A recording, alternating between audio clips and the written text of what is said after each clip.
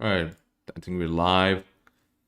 For some reason, I don't have access to live chat for this stream. I don't know why, but if there's any stream I want live chat access, this will probably be one of those streams.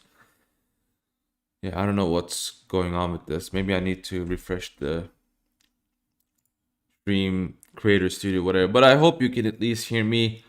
All right, chat is loading up. Nope, it's not. No, it's not. I don't know what's up with this.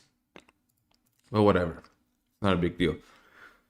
So, if you haven't noticed already, 3 days ago, NPR has released an article titled Orthodox Christian Churches Are Drawing in Far-Right American Converts.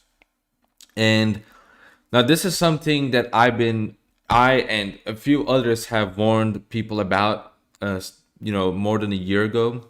For example, this video right here, which I am going to show to you right now, hopefully. Yes, there we go. This video right now here, which will definitely be in the description below. I don't know why I didn't put it initially. But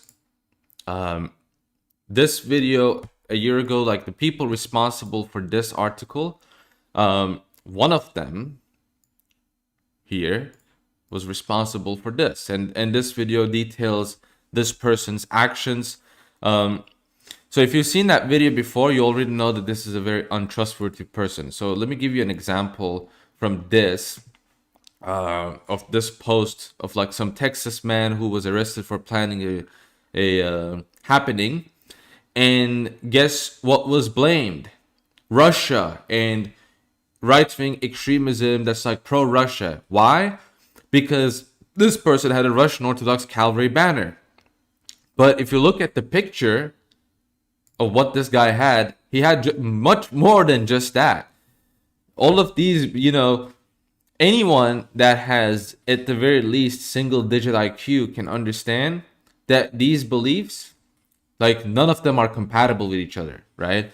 That's number one. Number two is that this is obviously a false flag, not a real thing. If it even is real, then it's someone that's obviously they're super deranged if they're planning a happening, but they're super deranged on the ideological front too. Because again, the Saudi Arabia flag, the Strasserism flag, this is not an Orthodox Christian doing this. This is at best a perennialist, at worst a schizophrenic doing something like this. But they don't really care, right? These people don't really care. They want to use the smallest thing that they can possibly use in order to, attack Orthodox Christianity or attack really anything that is worth defending. Seems like the stream is going fine, hopefully. Again, I can't see the live chat for some reason. You're gonna give me a minute here. A minute, because I gotta find a way to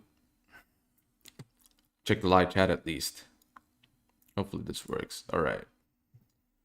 So, is the live chat on? Can you type anything? Hello, is the live chat working? I don't know why it's not working in the stream. I might have to redo the stream for that reason. I don't know, because I can't see it in my stream window. Like the chat window is like completely disabled for some reason. There's a pop-out chat. All right. It seems to work. Okay, it seems to work. The pop-out chat feature is working. False alarm. So we can continue on with what we want to talk about again. What we're going to get into, I'm going to be analyzing the article and give my thoughts on it, why it's BS, why it's not true, and kind of like the analysis of what's going to happen in the future, right?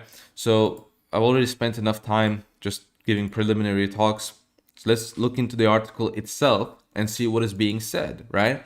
Because usually people are just going to read the title and they're going to come up with their own impressions. But it's worth giving a good read. Right? Anyways, Again, it's interesting that they start this article with a picture of the Russian president, Vladimir Putin. So now, suddenly, if you're not pro-Ukraine and if you're not anti-Russia, you are far-right pro-Russian. That's basically already, that's the message that they're trying to give out, right? Somehow, now Russia has become a far-right country.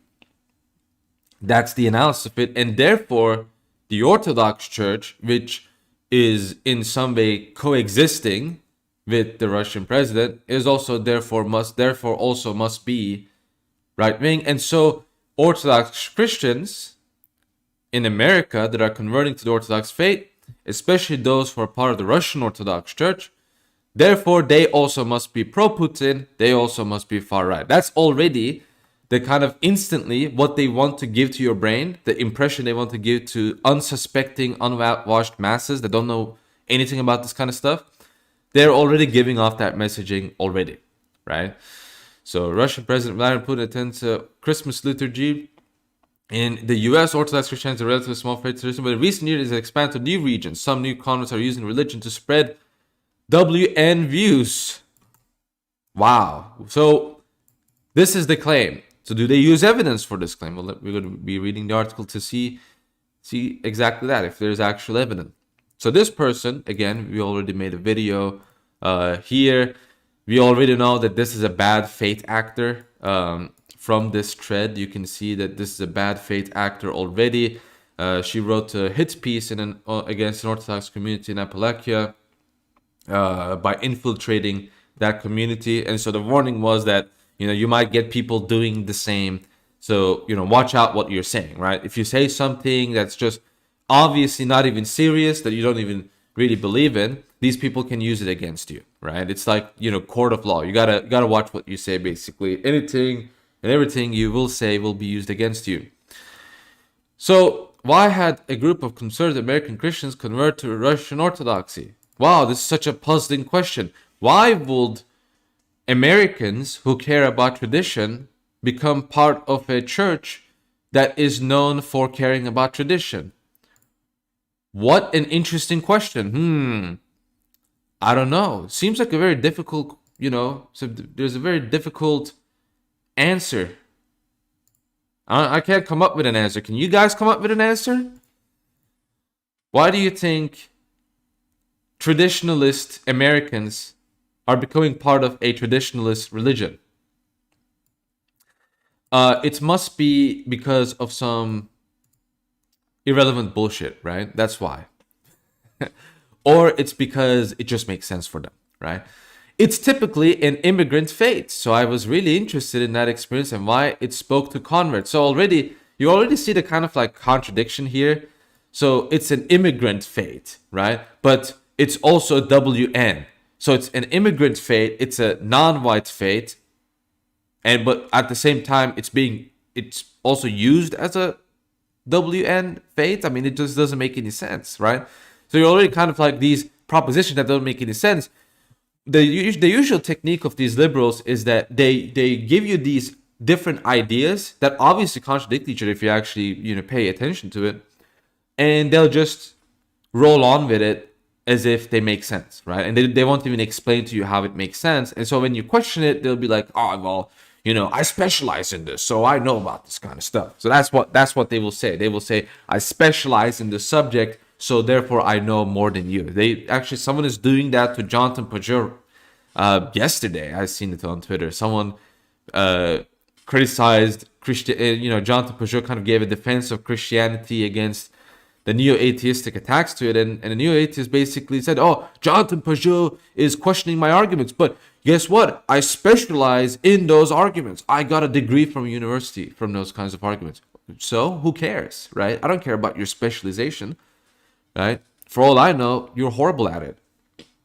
That's what these people, they don't question that, right? Because it's all about authority worship. It's all about bootlicking for these people. So anyways, Wyatt spoke to converts, a postdoctoral fellow in the Recovering Truth Project in Arizona State University. Oh man, well, I know a lot about that university. I studied there for 1.5 years. Riccardi's first study focused on a community of mostly former evangelical Christians and Catholics who had joined the Russian Orthodox Church outside of Russia, that is Rokor. The West Virginia location, in addition to having a church parish, was also home to the largest English-speaking Russian Orthodox monastery in the world. So here is the question I have. Since this person is in Arizona, why aren't they studying the churches in Arizona? Is it because the churches in Arizona are smart enough not to give them an inch? In fact, as someone who's been to various churches in Arizona, Orthodox churches in Arizona, I can already guess why this person couldn't do that, because there's really no opening for that kind of nonsense over here. I say we, but in Arizona there's especially a strong Greek community. There are many converts. Many of those converts are actually aged. There are many young converts, but there are also many aged converts as well. There's also the Saint Anthony's monastery in Florence. That's kind of a spiritual center of, how should I say, the American monastery Greek tradition, you can say.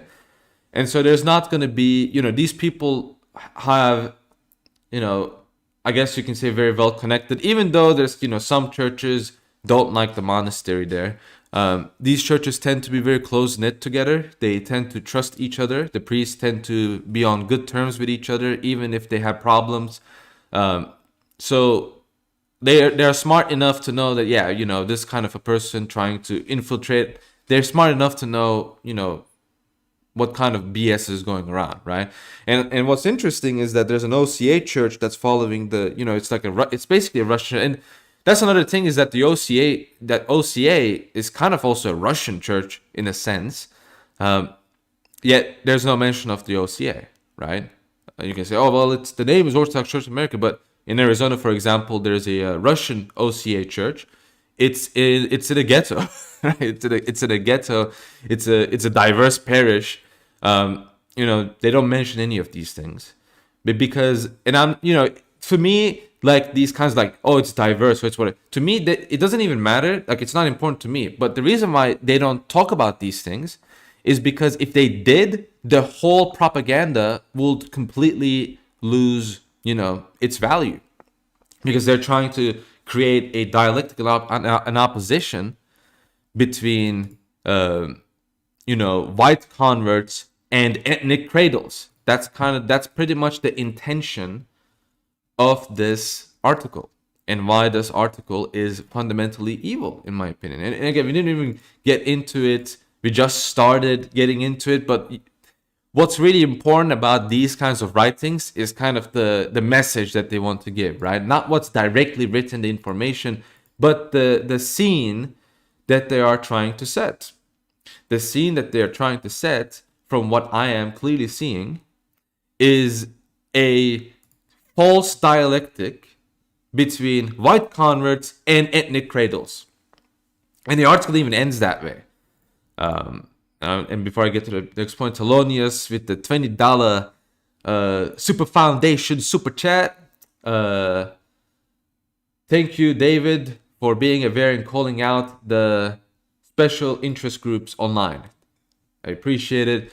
And Keaton makes a good point. I just want to mention while I saw the comment. Our church has 11 languages during Our Father. This will never play at our church. Yeah, exactly. The church I go to, I say the Our Father and the symbol of faith. So Orthodoxy by design is based on vernacular, right? It's based on vernacularization as well. So there's kind of like this dialect that kind of just doesn't exist either. Anyways, so this person's study focused on a community of mostly former evangelicals. Okay, I already read this. Over a year of doing research. Yeah, research. So are they going to talk about how she did research? She did research. She did quote research. They did quote research. I'm trying to be I don't know this person's pronouns, so I want to be respectful to their pronouns, right? Over a year of doing research. What kind of research? Well, in this video, I talk about exactly what kind of research this person did. This person's research was about like infiltrating an Orthodox parish and getting interviews. And by the way, who observed the interviews? Only this person. Only this person was present. This person is the only evidence for whatever was said. For all we know, this person spent a year in this parish and nothing happened, and then this person just making up stuff. Or maybe these conversations did happen, but the context is being twisted into something completely different, right? That's a classic technique a lot of these journalists do. During this research, this person learned that many of these converts had grown disillusioned with social and demographic change in the United States. I mean, who won't, to be honest? In Rokor, they felt that they had found a church that has remained the same, regardless of place, time, and politics. But this person also found strong strains of nativism, WN, and pro-authoritarianism, evidenced by strong admiration for Russian President Vladimir Putin. Oh, so what I already talked about here. Yeah, they're already. And isn't it interesting? This article really could have came up. This could have come out like last year. The fact that it is coming at a time like this, because there's no information in this article, to my knowledge. There's no like contemporary information. All of the information that they already have in this article is a couple of years old. So that makes you think. I think this article was kind of just put on a draft, and let's just release it at the best time when anti-Russian sentiment is high, right? Again, all of these kinds of things are strategic. But nativism, that's a term I'm hearing for the first time. What does it even mean? What does it even mean? You're using the term nativism? I've never heard of this word. These people make up these new terms. They constantly make up new terms. They constantly make up new fake realities. And then they make fun of you for being confused about this. I don't even know what this term means. This term can mean many things. Nativism is Native Americanism? Well, obviously that's not the intention. Nativism as in you believe that every nation has its native people? Is that nativism? Nativism as it, like, what does it even mean? WN, even that, what does it even mean? Like, who is the W that we are, that the N is for? Is the W, like, are Greeks part of the W? Are Russians part of the W? I mean, there's a lot of people that deny that. So that's not even talked about. And if the Greeks and Russians and the Balkanite people, Antiochians definitely aren't part of the W. Like, technically, according to the American census, they are. But most people will say they aren't, right? They're Middle Eastern, right? They're not W. They're not white, right? So, are there people that perpetuate this belief?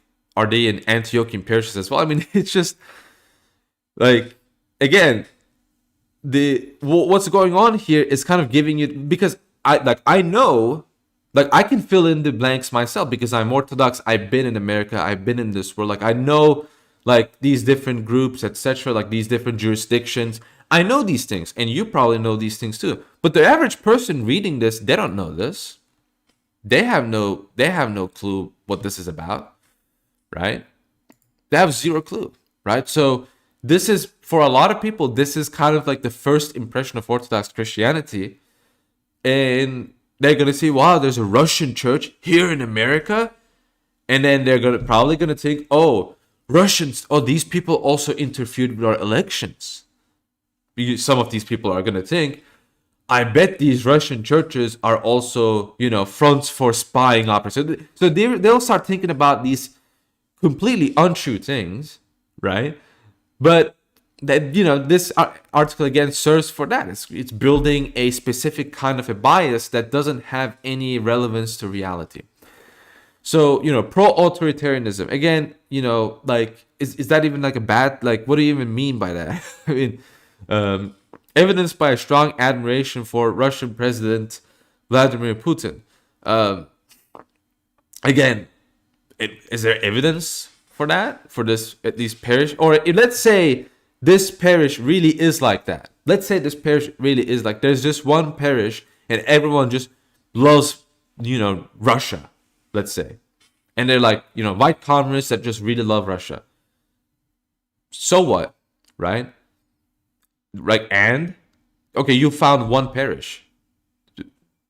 That doesn't mean anything, right? It's just one parish. There are multiple parishes across the United States, right? There are many parishes that you could find that are anti-Putin. So, for example, in the parish I used to go to in America, in Arizona, we had someone, an archon, giving a speech after liturgy, which, like, that itself is kind of a scandal, but he gave a speech after the priest's homily, right? Like, it was supposed, like, usually, the priest gives a homily and then there's announcements. He gave a speech about Ukraine. This is, let me remind you, this is like 2019, right? This is when the Ukraine schism was happening. And this person was completely just bashing Putin, bashing Russia, just absolutely, saying terrible things about the Russian church even, to the point where people were scandalized. So this happens, why don't you talk about this either? Oh, because again, it doesn't fit with what you're trying to accomplish, which is trying to paint a narrative with, white American converts that are pro-Putin versus cradles that are just concerned about the change of Orthodoxy. And by the way, most of these cradles that they're probably like representing, I mean, I'm not trying to make an anti-cradle statement. I'm just saying that, these probably are, abortionists, right? These cradles are probably people that only go to church on major feast days. I mean, a lot of them are like that, unfortunately. And even this article points out that, amongst the cradles, there's a decline in church attendance. I mean, shouldn't Orthodox Christians be happy that, we obviously are happy about that, but these people aren't happy, obviously. They don't want Orthodoxy to grow. Putin is a king-like figure. Oh, wonderful. For many of them, Putin becomes this sort of king-like figure in their narratives. Again, what is this based on? This is just this person claiming stuff. They see themselves as oppressed by democracy because democracy is really diversity. And they look to Putin because democracy isn't really, as we see right now, an option in Russia. Okay. So, anti-democracy, okay. All right. Anti-democracy is cool. And does this mean that, therefore, Putin is the best option that these people naturally have? Again, let's say that this is really the case. It's just one church. This comment, right? King-like figure. Does she cite anyone saying that? Does anyone, for example, that's Orthodox, do they say something like that? No, they don't. This is it because I myself have seen this kind of naming being attributed to Putin the first time in my life. This is the first time I'm seeing this kind of naming being, and I'm someone who's been part of Orthodoxy online for a very long time. I've been part of Orthodoxy in America for 1.5 years, right? And I visited various different churches, talked to various different people. This kind of, and by the way, we don't even talk about Putin. I mean, you know what we talk about? We talk about, most of the time, we talk about theology and we talk about prayer. That's the most that we talk about. And we talk about jurisdictional issues. That's those are the topics of our conversation. Putin, I don't even think I've ever talked about Putin while I was in America ever. Because he's just someone that we don't really care about. He's a president of Russia. That's it, He's not someone that's regularly conversated about.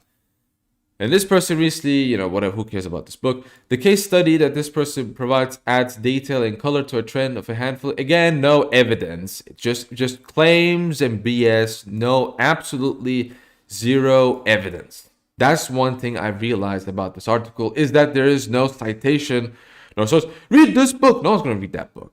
Okay? So that book, again, who's providing evidence? This bad faith actor. We already have evidence that this person is operating on bad faith. So any evidence this person points to that comes from this person's own research can immediately be dismissed due to bad intentions. And, you might say this is a genetic fallacy. No, this is not a genetic fallacy because if this person was making philosophical arguments, that's a different thing, right? If this person was making arguments, right, arguments about the existence of God and all of these different things, then obviously the character of this person is irrelevant to the arguments that they brought. But if this person is making research and this research is based on whether this person has journalistic integrity, which doesn't exist anymore.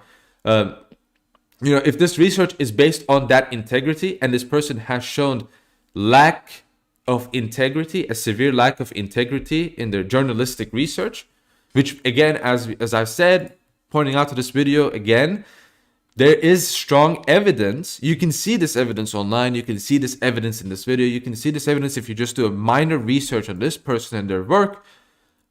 This person does not operate under good faith, and therefore they can be immediately dismissed as any form of evidence. It's as simple as that. And so having said that, all of these statements, these quotations, anything that's provided is completely and utterly irrelevant. It doesn't constitute any form of evidence, right? But let's see what they are saying now, right? This is a trend that handful of historians and journalists have documented for nearly a decade. What journalists? Again, they're not a handful. You know what handful means? Handful means, let me show you a camera. To those who don't know, handful means this. You know what handful is? There's like 4 or 5 people. You could at least name those people, right? Well, they kind of named some of those people, right? It's like a handful of research, but handful. First of all, I'll be annoying. I'll be annoying. Why won't I be annoying here? That's not enough. There aren't enough peers reviewing this work. So a handful of historians and journalists, as opposed to hundreds of historians and journalists of various different cultures and nations. So obviously on that front, again, who cares? For nearly a decade, documenting what? In publications mostly targeted toward an Orthodox Christian audience, they have raised the alarm about a growing nativist element within the church. This term doesn't even exist. Despite Orthodoxy's relatively small imprint in the US, and by the way, you know what they're talking about? They're talking about publications that promote universalism, like blatant heresies, universalism. They promote female ordination, which is again heresy. They promote a lot of different things that directly go contrary to the church. So let me give you an example of, for example, abortion, right? So let's talk about the Didache, and we're gonna get to this again. But let's talk about the Didache, because the Didache is a apostolic document, apostolic document that is, it was made by the apostles, literally written by the apostles themselves.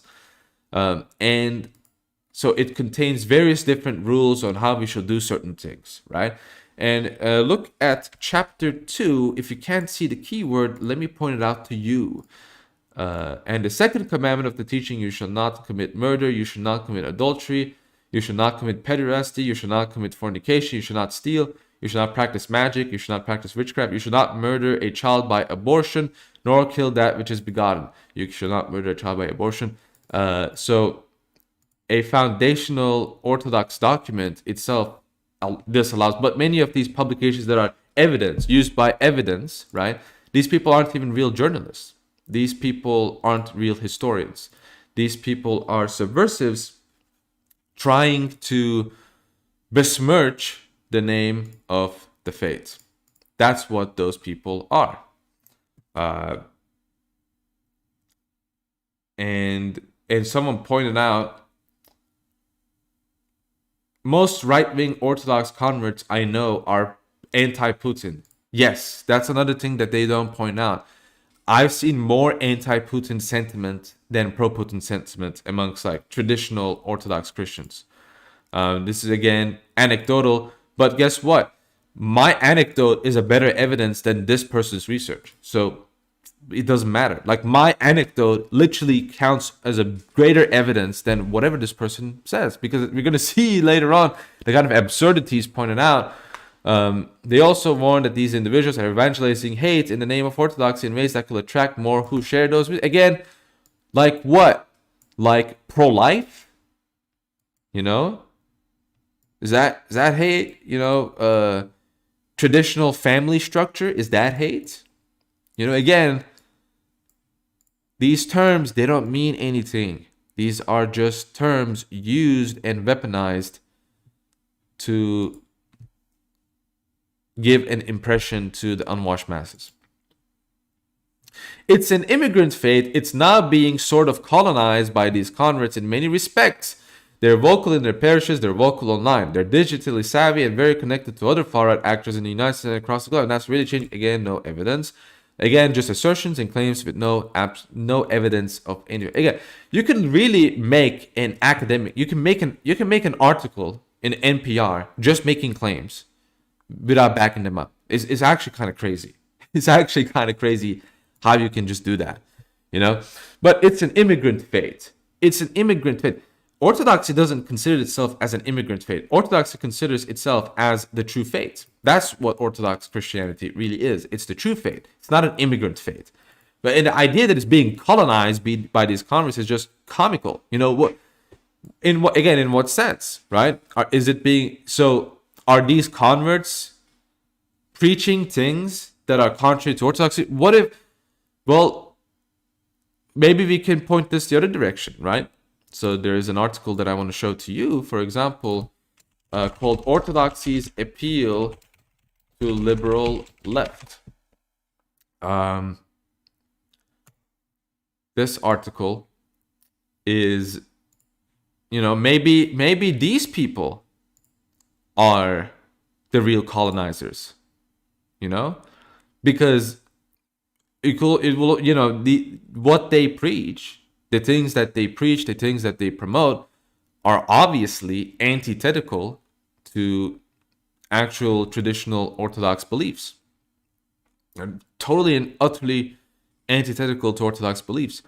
Whether it's pro-abortion, whether it's being against traditional family structures, these kinds of beliefs, and we could talk about even more of them. We can make an even greater case about all of these different beliefs, but attacking male-only ordination. So maybe these people are the colonizers. I mean, for example, this thing, I can tell you that no one in Greece and no Greek in Istanbul will agree with what this thing says, right? They will not agree with a single thing they say, right?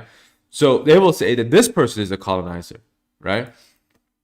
So again, how do you know who's colonizing who? Well, again, this person doesn't know. There's no talking about Orthodox. What is Orthodox Christianity? No information about it. So, of course, the unwashed masses, they're going to read this and they're going to say, oh, these white people are colonizing an immigrant faith. That's so horrible. And it's such a strange and stupid concept. So were Russians colonizing the faith when they started to become Orthodox? Obviously not, right? I mean, these people come to America and they preach the true faith. And by the way, I mean, a lot of colonizing has already happened. I mean, look at Orthodox academia today. A lot of them are published by, clergy that are converts themselves, right? Some of them are cradles, but some of them are converts. And many of them are, white. As much as you hate them, many of these people are white. So it's already been colonized. I mean, by that logic, right? I mean, an example is Metropolitan Callisto Sphere. To my knowledge, he was an Anglican. I hope I'm not wrong in this, but to my knowledge, he's Anglican. He's British, I believe. And, isn't he a colonizer? Well, guess what? He promotes the same exact beliefs that all the liberals are promoting, right? Nowadays, right? Today. And even in his works, right? On Orthodoxy, there are suspect statements, for example. For example, one of the things he, at the very least strongly implies is that Christ had a fallen human nature. I mean, that's a big deal. He's basically saying that Christ had sin, right? He had original sin. I mean, that's such a severe topic. That's a severe Christological topic. You can pretty much argue, I mean, that's a white person colonizing an immigrant faith, and he is changing their teachings. I mean, you can make that point again, right? Like, notice how I can use these kinds of like terms and languages, even though in reality everyone knows it's BS and it's not true.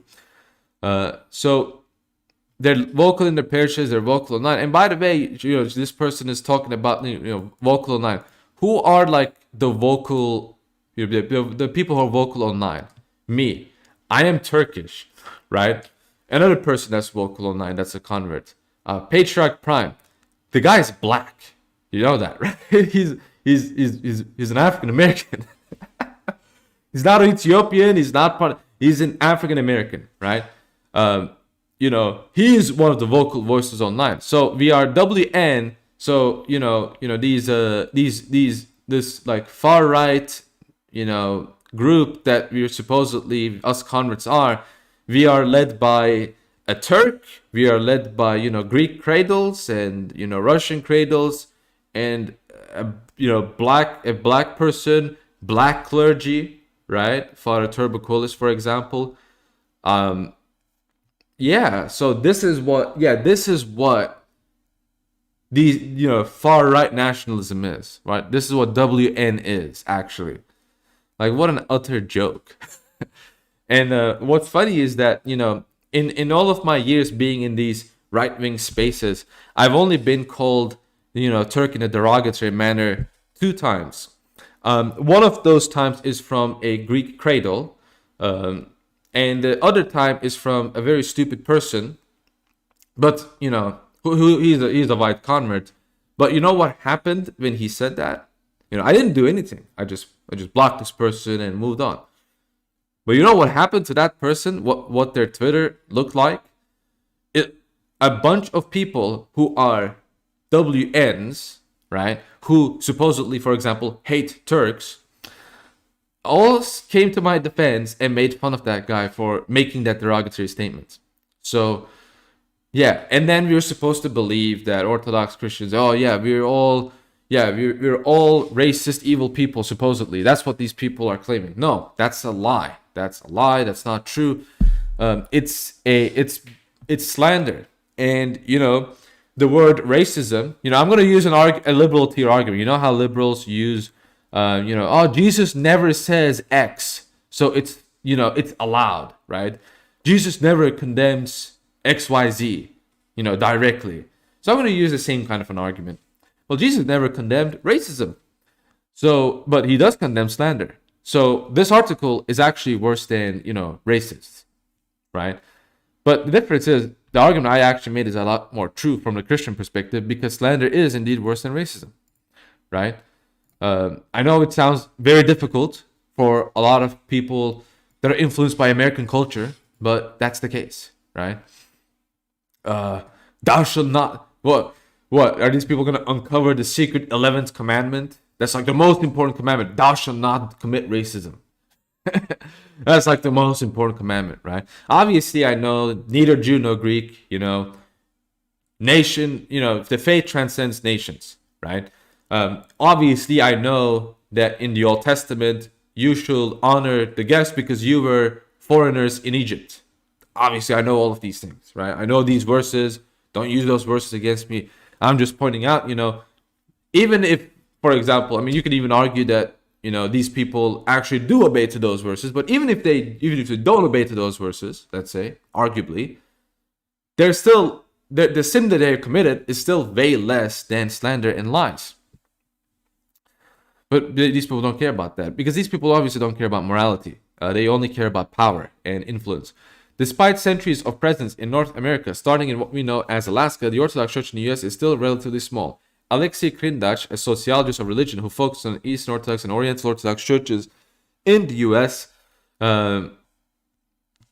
estimates that active adherents make up about 0.4% of the population. Within that, nearly 24 branches are divided between what's known as Eastern Orthodox.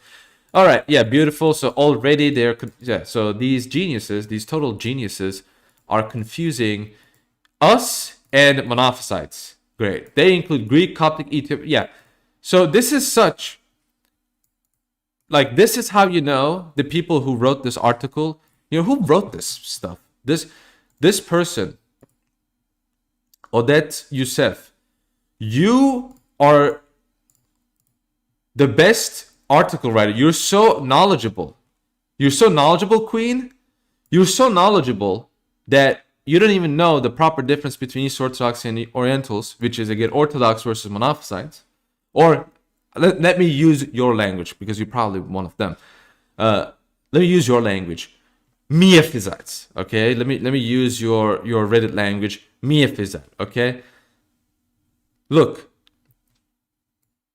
this split between the Orthodox, for those who don't know, for those who are watching this and who are totally ignorant and don't know what's going on here and why I'm getting mad about this, the denomination called Oriental Orthodoxy split after starting from the 5th century, really in the 6th century, over the Fourth Ecumenical Council of Chalcedon that states that Christ is in two natures, man and God. They believe that Christ is a divine human nature. This is like the very brief rundown, right? Ever since then, they have not been part of the Orthodox Church since really the 6th century. If you want to kind of be more rigorous, we can say ever since the Council of Chalcedon, okay? They have not been part of, that's 15 centuries. Little silly woman, you little silly woman. By the way, you need to look after your I'm saying this as a friend. I'm a fellow Middle Easterner myself.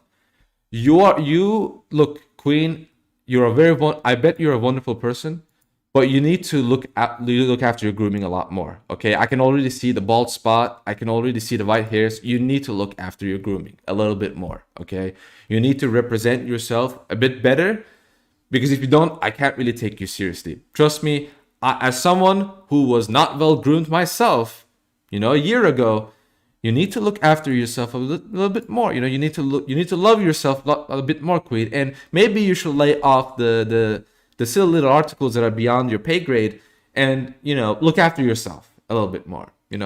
Take care, darling.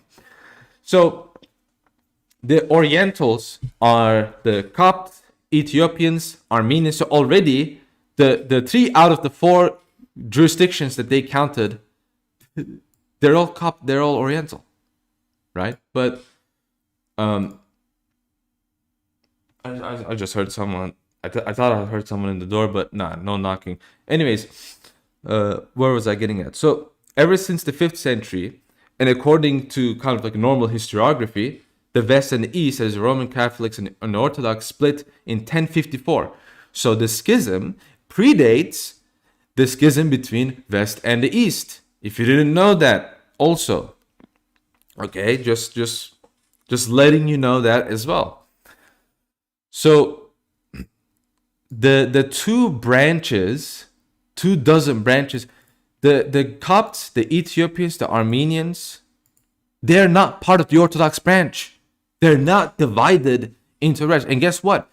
Greeks, Russians, Antiochians, Orthodox, they're not branches either. It's not as if they're denominations or different branches. They all confess the same faith. But guess who do not confess the same faith? Copts, Ethiopians, Armenians. They don't confess the faith that we confess. That's why we are not the same church. That's why we are not in communion. Being in communion, right? And there's an and to that, and recognizing the sacraments of the other church. So, for example, Russia and Greece might not be in communion, but first of all, they're in communion with the rest of the Orthodox bodies. Secondly, they recognize each other's sacraments. So, for example, if I know someone, for instance, in Istanbul, there's a Moscow parish actually. There's a Moscow parish. I know someone who was baptized in a Moscow parish, and he takes communion in a Greek parish. Do you know? So if the Greek, Russian split was this severe, this shouldn't have happened. But both sides know that this is going on, and this is obviously considered normal. Why? Because Russia and Greece recognize each other's sacraments. They recognize that they have grace, and they're also kind of, they are part of the Orthodox body because they're in communion with the rest of the Orthodox churches, right? But again, Orientals, none of them are in communion with us. And those that do approve of a communion are committing Eucharistic abuse, and this is usually happening in the Middle East. Sometimes it is happening in the US. We had, unfortunately, some false pastors preaching for open communion in Chicago. I don't think that's happening right now, but it was something that was in the works. It was something that was planned. So I just want to again point that out. So and by the way, on the topic of colonizing the faith, aren't, if you want to go back a little bit, didn't white people already by being Christian? I mean, I thought Christianity was a Jewish faith. So wasn't the colonization already done by these people's estimation? But these kinds of arguments, they presuppose the falsehood of Christianity. This is the number one reason why their arguments are inherently demonic. They presuppose that Christianity is wrong and that Christianity is a religion that can be colonized, right? That can be overtaken by different nations and changed, fundamentally changed as a religion. If a religion can be fundamentally changed, even that as a potential, if a religion does even have the potential to fundamentally change or reform, then that religion is fundamentally wrong from the beginning, from the start. That's another point. But the fact that they're even treating it as a possibility already proves that these people from the get-go are treating the Orthodox faith as a false faith. So it's not even a neutral kind of an overview. They're not looking at Orthodoxy from a neutral standpoint. They're looking at it from an antagonistic standpoint. Even if it is not obvious or clear, their presuppositions logically lead them to looking at it from that perspective, right? Eastern Orthodox churches, which include ROCOR, flourished in the US starting at the turn of the 20th century, when migrants flocked to major industrial hubs like New York, Chicago, blah, blah, blah. Over time, these churches concentrated, blah, blah, blah, blah, blah, blah. US parishes declined, but converts are coming in. This is in line with American mainline religion, where everyone is shrieking in signs except non-denominational churches, Crindot said. But ROCOR, which Crindot estimated, experienced a striking shift. While the number of ROCOR adherents declined, he found that number of parishes grew by 15%. So what it means is we have more parishes, but which are smaller in size. And if you look at the geography, those parishes were planted not in traditional lands of Orthodoxy. Traditional lands of, again, what does that even mean, traditional lands of Orthodoxy?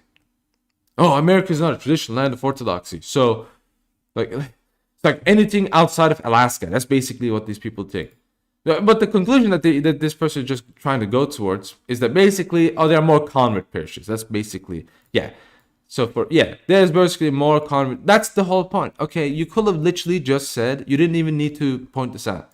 You could have just said that according to Crindot, there are more convert parishes compared to cradle parishes. That is it.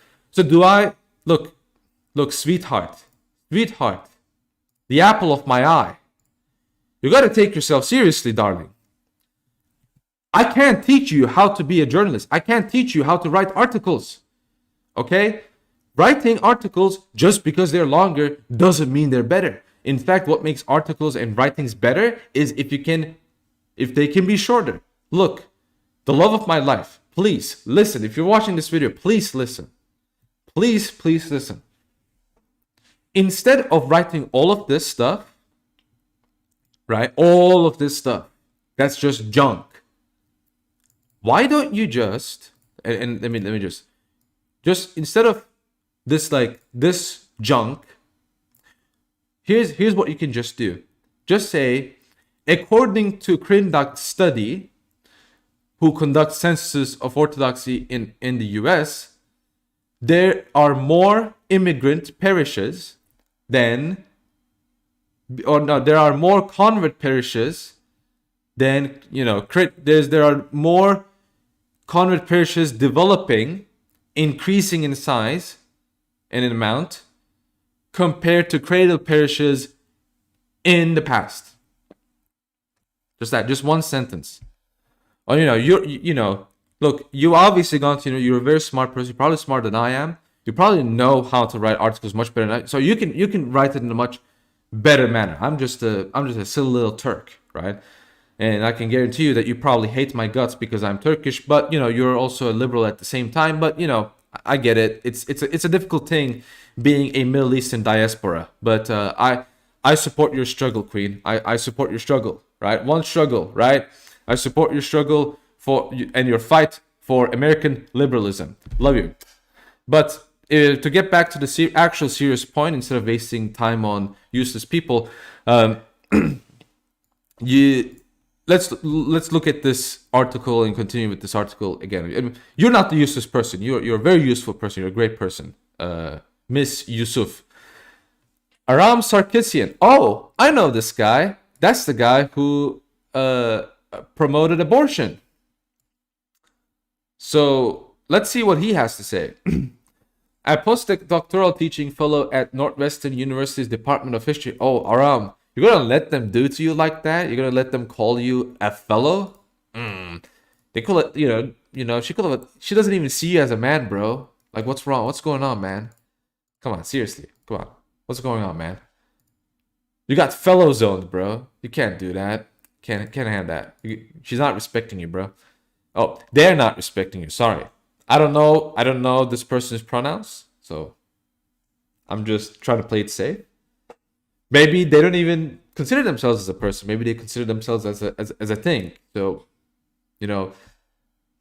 Aram, I can already see the surname that you and I will get along a lot.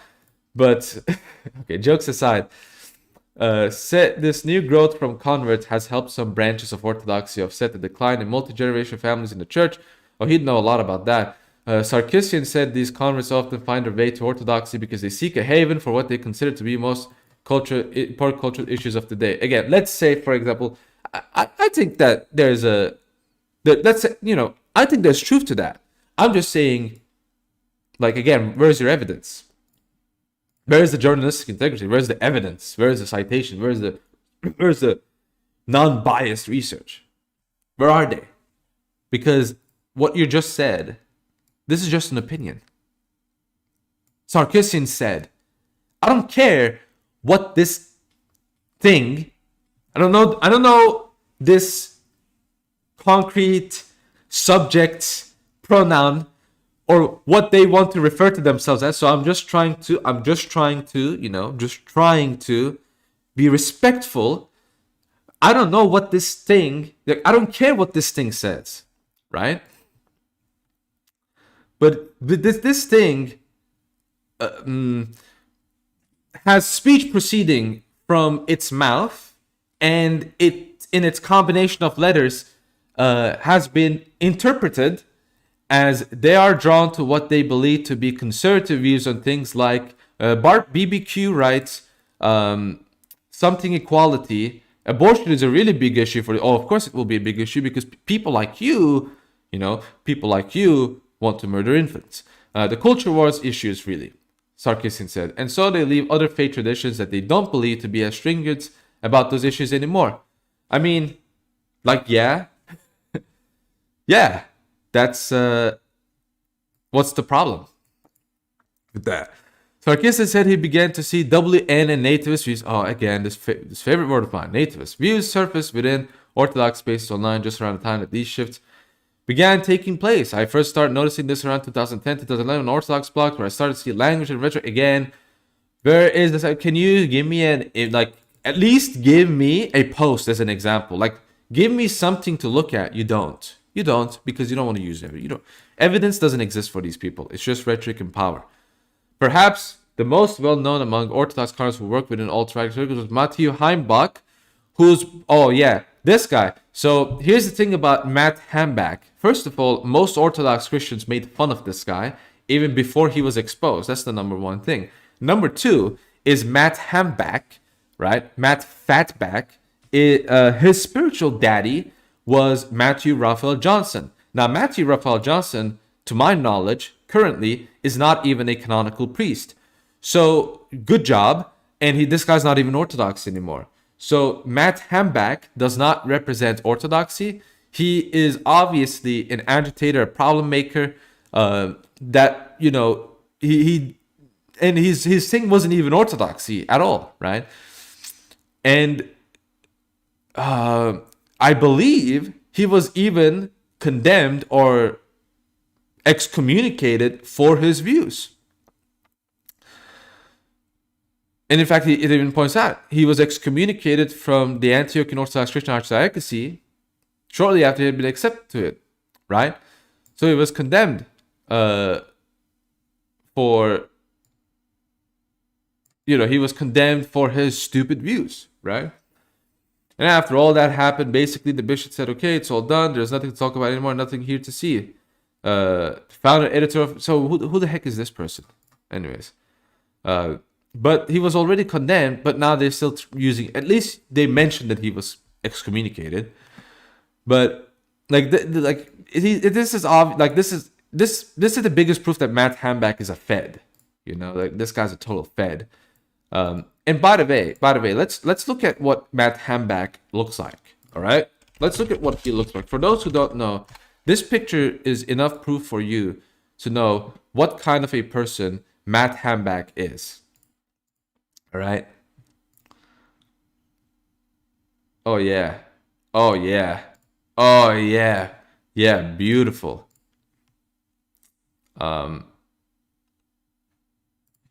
Yeah, beautiful. Look at this. Look at this. This big gun. Oh, he can't even hold it in, bro. He can't hold it in. This gun that he has, right? This. Oh yeah. By the way, this is the this guy's face. You know what? This guy's face. He's the face of the nationalist American movement. That's the face. He's gonna be the savior of the Caucasian civilization. This face is gonna be this guy looks less white than me, and I'm Turkish. You guys realize that, right? But this guy is gonna be the savior. No, he's a Fed, right? And everyone who believed this guy, everyone who actually followed this guy, by the way, was a retard. Okay, all of you are retarded. I'm sorry, you are. Like, you're not smart people. You are cuckoo in the head. It was very obvious and clear that this guy was a Fed. Or this guy was, at the very least, someone that should not be respected, someone that should not be taken seriously. So no wonder and by the way, he's an informant now. Do you guys know that? He's an informant now. He repented of being a right-winger. I believe it was him that he became an informant now. You gotta give me I want to confirm. I don't want to just make up stuff.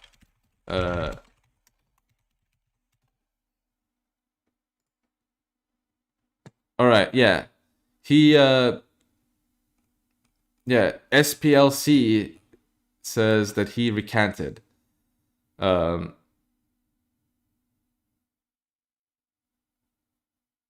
So what does he do? Oh, he's trying to do community participations and whatever. Yeah, so the crying guy. Oh, this about Cantwell. Yeah, that guy who says he's well, I mean, it makes sense. You know, it's important because a lot of these groups, these agitated groups, are, they're really just feds, informants, or just really stupid people, right? Remember that the easiest people to control and to make them like do what you want, to like do these kinds of crazy things, are mentally ill people. Mentally ill people are very easily agitated. Mentally ill people are easily energized to get them to do things. So we need to understand that as well. And we get idiots like him that like besmirch the name of our faith by doing completely idiotic stuff. Have you considered live streaming on? No, I'm not gonna live stream on that website, dude. Why will I live stream on? Why will I live stream where Tiny and the homo pedophile under FBI invest? Why will I be on that website? I don't want to be there. Plus, who's gonna be there? Like, that's another thing that people don't realize. It's like, oh, let me say things that's gonna get me banned, right? Let me say things that that will get me banned, so I can prove that I'm based. It's like, are you gonna follow me there? Like, you're gonna watch me there? There's gonna be like a total 10 people that's gonna like migrate from YouTube to that like dying website. Like, no, it's useless. Like, this is why like who remembers Molly Meme, right? You guys remember Molly Meme?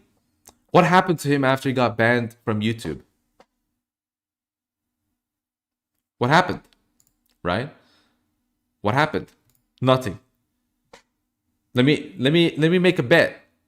95% of you forgot about him until I mentioned him right now. Why did you forget about him? Because he's not on YouTube anymore. Simple, right? So I'm here to stay. Even if I don't have any allegiance to this platform, etc. I know all of the bad things. Okay, I know, no, not YouTube, different platform, but I know the criticisms and all this kind of stuff. It's just that deplatforming really kills people. It kills platforms, right? It actually does work well. Look at what most people that got the platform, they all became irrelevant. They all became people that no one watched anymore. They most of them became insane. So she became aware of handbag. She said she receives threats from within the Orthodox community. A total lie. Doesn't happen. It's like the Jewish guy who got caught painting the windmill of friendship. Have you guys seen that kind of stuff? Have you guys seen that, like you caught painting?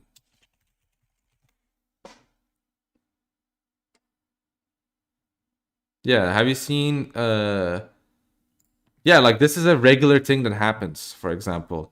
This is why you don't believe, like, oh, they got death threats. Don't believe that stuff from most people. Because guess what? Guess what? It's a regular occurrence, right? People will, it's like Among Us, and they self-report. uh yeah, so these groups themselves, a lot of them, they themselves make those things. They paint, or like they claim they got threatened, etc. A lot of them find out that it was just a publicity stunt and it was just bullshit. So don't listen to these people that say, oh, I got threatened. If they can't show actual, I know it's difficult to show proof, but if they can't do that, then like, I mean, I got threats. Like, it's like you got to live with that. It's simple as that.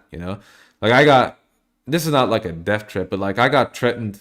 Like, some people threatened to report me to my bishop because of my oh, you're not feminist enough. You hate women. Like, right?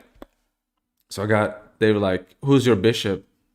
I remember someone asking me who my bishop was. Give me your bishop. And I sent them the link to the EP, because it's like my bishop is Patriarch Bartholomew. So have fun contacting him. You know. So, all right, let's move on. So even though Handback got, look at this. Even though Handback got excommunicated, there's still a silence on the issue. I mean, because there's no appeasing these people. You can't appease these people, so we should not appease these people. Appeasing these people is the worst thing that you can do, right? And again, this is just BS. There's a lie. It didn't happen. In the wake of the UTR rally, she said the bishops across Orthodox ignore calls to condemn the event and rise. Oh, this is how I know this person doesn't know how Orthodox bishops function. They ignore everything. They just do their own thing. Okay, it's like, oh, please condemn this. Please, they don't. They don't do anything. Like, a lot of them don't do much, and this is kind of like a blessing. But like they like use it as, because bishops are like, they're busy people, right? Like, administrating a church is not easy. It ain't easy. I think that there is aloofness and blah blah blah, because there's an Orthodox story that Orthodoxy and politics don't mix. Wait, what? So okay, so look at how. Okay, so yeah, if you're on like social media, you know this kind of like cliche, right? Orthodoxy is not political. Orthodoxy is beyond political, and all this kind of stuff. It's like, Orthodoxy transcends politics, so we're not political. And like, people think that when they say that, they think that they're appeasing the leftists and all of these people. They're basically giving off this impression that actually, you can have different political views, but as long as you're faithfully Orthodox, you're all good, right? That's the kind of impression that they're trying to give. And look at this. Again, you're trying to appease these people. Does it work? Nope, it does not work. That just goes to show what kind of people you are dealing with. If you try to appease this darling, okay, it is just not going to work. They don't want to be appeased. You know what? Not her. I don't know her. I don't want to say things that are. But you know what? woman of this kind, you know what their fantasy is, right? Their fantasy is walking on the beach and being lifted by a very muscular white man and just dragged to the sea. That's what they think is romance. I'm just joking around here, but this just reminds me of like this kind of stuff. Just reminds me of like Asian woman like writing articles about whites being racist, and like they're like, kill all white men. I hate white men, and then they date a white man. That's just what it reminds me of for some reason. All right, so. This is fiction. An Orthodox Church in America, priest from Ohio. Okay, yeah, I know about this. Are they gonna name this priest? Yeah. Yeah, I know about this. I made a video about this as well. I think it was with Luke Kendrad as well. That this whole like thing is so poisoned, like you can't even make a comment about it anymore. All right, real course media makers, those who have followed the influx of extremists into American Orthodox, agree that those individuals are friends within the church or must consider newly founded Roe Corp. So now Rokor is being the target. Isn't that interesting? Now Rokor is the target. Rokor is the target, even though Matt Hamback went to Antiochian, the jurisdiction. There are no doubt many different extreme groups you can find. But if you're gonna use me as an example, I've never been to a Russian jurisdiction. I've only been to Greek jurisdiction, right? So I'm technically Greek Orthodox, right? Even though I don't like using that naming, but I'm Greek Orthodox, right? So in America and in Istanbul. So, am I part of Rokor extremes? I mean, it's just again, there is a reason why they're targeting Rokor specifically. It's because of the current war, right? That's what they're doing. They're trying to target Rokor not because it really has those kinds of people, but it's because they are trying to make Russia look like the bad guy again, blame Russia for America's problems. It's pretty much what's happening. So all of the people that believe in things that was normal in the 80s and 90s that everyone believed, everyone that was sane believed, those people are now Russianites. They're Russians. They are Putin sympathizers. They're evil people. And they need to be banned, and they need to again. It's like the like 2016 election stuff. Oh, Russia rigged the election stuff. It's pretty much no different. Anti-Russian sentiment, pretty much. Just anti-Russian bigotry, dude. It's just anti-Russian bigotry. And again, there's more. I've seen more evidence in my life for anti-Russian bigotry than the otherwise. Again, the Greek church I was in. An archon just went to a Greek church and said like a bunch of horrible things about the Russian church and about the Russian country, about how they're our enemy and how we're going to defeat them. Like these kinds of like really violent sounding things too. It was done in the Greek Orthodox church. But again, they don't mention that. Or what about the Russian churches that are getting vandalized in the West? No one's talking about them. What about the fact that the American-backed fake Ukraine patriarch is now in Greece, whereas the real Ukrainian metropolitan is still in Ukraine and tending for the people during the war. And currently, he is, being persecuted by the Ukrainian government. And let's not forget, we're talking about the WNs, right? We're talking about the windmill of friendship people, right? That's what they're trying to get to at. These people believe in the windmill of friendship. You do realize Ukraine in its military actually literally has those people, right? Azov aren't just some sunshine and rainbows group. And well, the 6-colored rainbow part might be true, but they are literally, like openly, windmill of friendship. So are they going to say those kinds of things about the Ukrainian churches in the West? No. In fact, this article, zero mention of Ukraine. But the Ukrainian government officially, recognizes a military group that is far, like literally openly. I'm not like, this is not like, oh, they're like I call them far right, but they like believe in like normal things, like not literally far right. Like they support Bandera and all of these different people. There's no zero mention of Ukrainian churches here. Zero mention of Ukrainian churches in this article. Only Russia, but Russia is the one fighting against the country that's recognizing these people.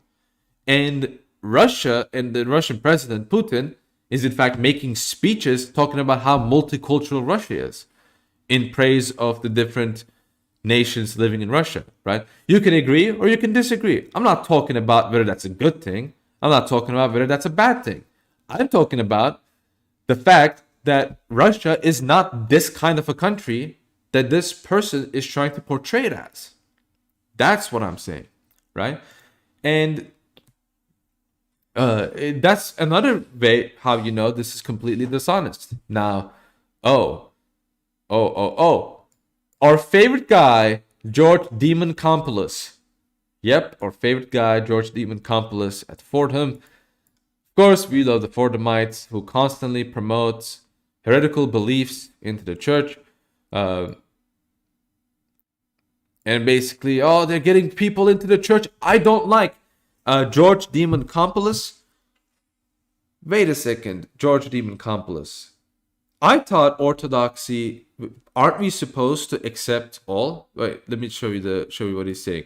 So George Demonopoulos says, a professor in the direction of Fordham. I don't think that these people are necessarily changing the minds of people already in the church, but I do think they're bringing others cultural, political like them in the church. So George Demon, I thought Orthodoxy was a religion for everyone, right? Don't we have saints saying, come in but be transformed by the true faith? Aren't you making these kinds of arguments for those people who are struggling with their gender identity and things like that? You're so compassionate about them, but where is your compassion about the people who have political beliefs you just don't like? Where is the compassion? Zero, right? Zero compassion. We must show compassion to the people who literally worship Satan, but right-wingers?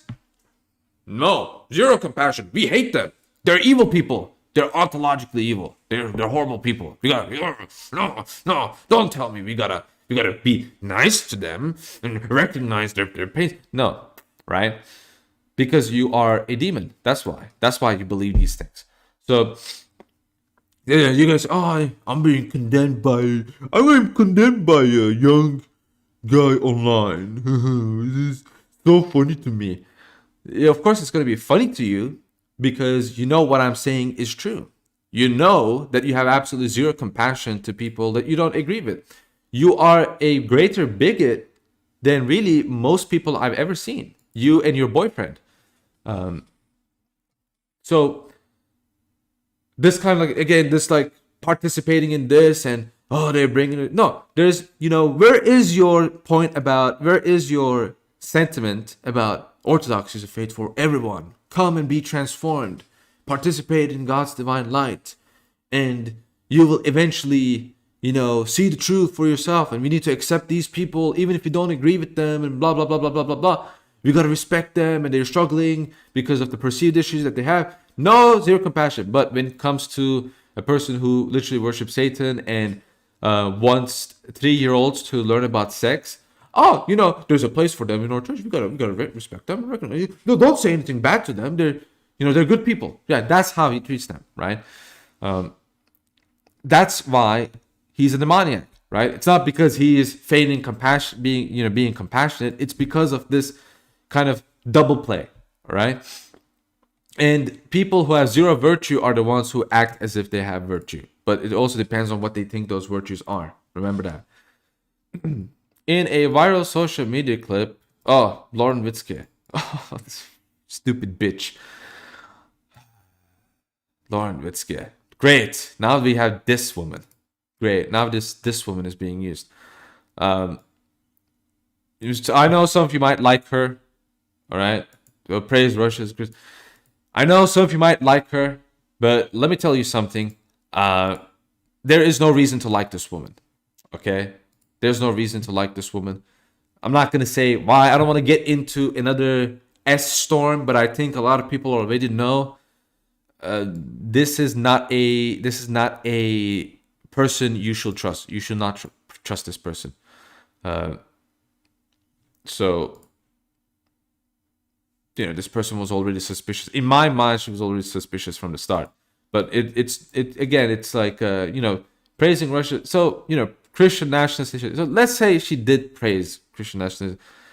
But like, again, she's just one person, right? Even if I like this person, even if I thought that, Lauren Witzke was an amazing woman and, she's so valuable, etc. Again, she's just one person, right? She's a former Republican U.S. Senate candidate. There are many candidates that have like crazy beliefs that are of different religions, right? So why no focus on that? Or how about, for example, for an Orthodox Christian, what she ran for, the things that she said, again, even if I don't like this person, the things that she was for are less against the faith than, for example, those who are Greek but promote abortion. Didn't Joe Biden say that we have now a Greek in the White House? I don't care, dude. Like, who will care about that? You support the murder of infants, right? You support many things that are against the Christian faith. So that to us matters a lot more, for example. So whatever she says, who cares, right? Really, seriously, who cares? And then she apparently says, I identify more Russian with Putin's Christian values than I do with Joe Biden. Well, I mean, like, it's like, yeah. It's like kind of because Biden's values are not really American values either. They're Satan's values. But she declined to speak with NPR for this. Yeah, that's a smart decision. I don't see why she will want to do that. Sarkisian said Witzke's view typifies those of far-right converts to Rock. So, okay, wait a second. So, praising Russia. So, let's see what happened here. Praising Russia and viewing Russia as a country based on Christian values and supporting that and wanting that for America. And, nationalism, Christian nationalist nation, right? Russia's Christian nationalism. What is Russia's Christian nationalism? A federal nation with a bunch of different nationalities, where all of these nationalities are, in the legal sense, equal in the law. To my knowledge, there's not much of... Again, I'm ignorant. Maybe there's going to be someone who's living in Russia who's like, some ethnic group that's going to come into the live chat and say, you don't know what you're talking about. It's really bad over here. You're terrible against us. Okay. But maybe that might be the case. Well, if that's the case, then I guess it's just as bad as America. It currently is. But for these people. But identifying with Putin's values, or like Putin's Christian, identifying with Christian values of Russia and saying, we want that for America, is far right. So that's enough to make you far right now. Do you notice what's going on? That's enough to make you far right. I don't know. That sounds a bit strange to me. That's it. That's all you need to do. So what do you need to do in order to be far left, for example? Right? What do you need to do in order to be far left? Well, for example, if you believe in certain policies about, your views of nation and morality, etc., that's only like center left, right? So like if you're a moral relativist, for example, which, by the way, believe it or not, is part of, political beliefs, right? For example, a right-winger usually is not going to be a moral relativist. So being a moral relativist, believing that nations don't exist, borders aren't real, these are like really radical ideas, right? But guess what? Today, it's like, oh, that's like center left, right? Believing that 3-year-olds should learn about how to have sex, that is left. Not that's not even viewed as an extreme belief. Not like by some of these people. That's not considered as an extreme left belief. So what is extreme left, for example, right? Is saying that you sympathize with Cuba's communist era. Is that extreme left? I mean, there's a lot of people that will say no, but sympathizing with Russia, oh no, that's far right. So again, standards aren't applied, right? They don't work.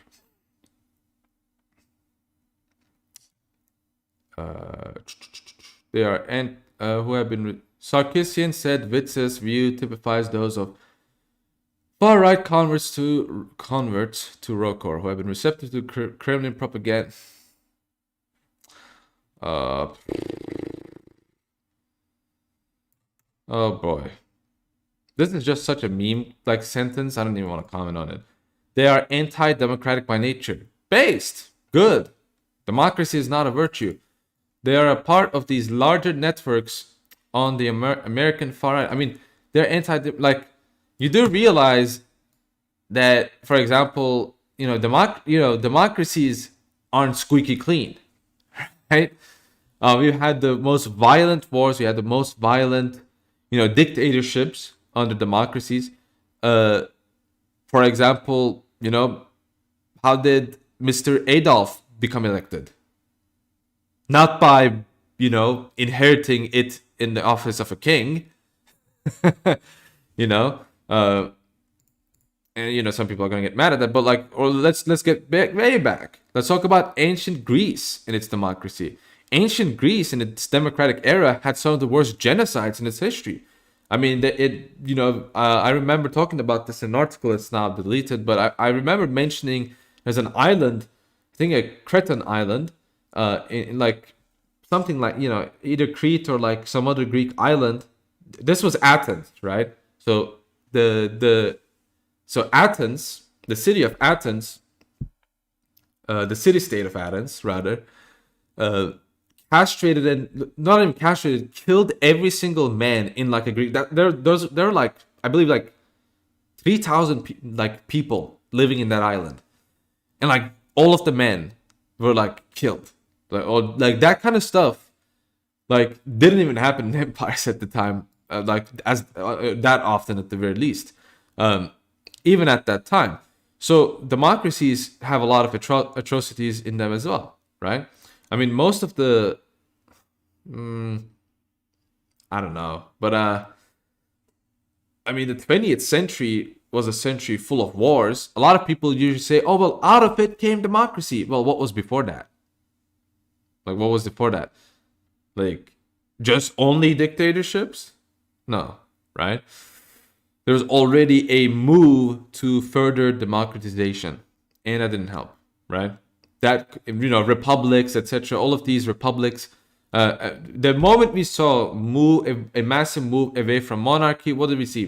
We saw communism resulted in millions of people killed. We saw fascism.